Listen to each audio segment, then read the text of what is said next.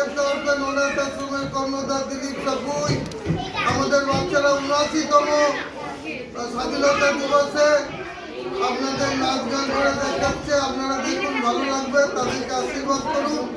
আর যারা আমাদের এই অনাথ আশ্রমে সারা বছর আসেন, সাহায্য দেন, আর যারা সাহায্য দেন না, সবাইকে আমাদের তরফ থেকে ধন্যবাদ এবং অভিনন্দন জানাই এই 79তম স্বাধীনতা দিবসে। ধন্যবাদ। শেষ দর্শক।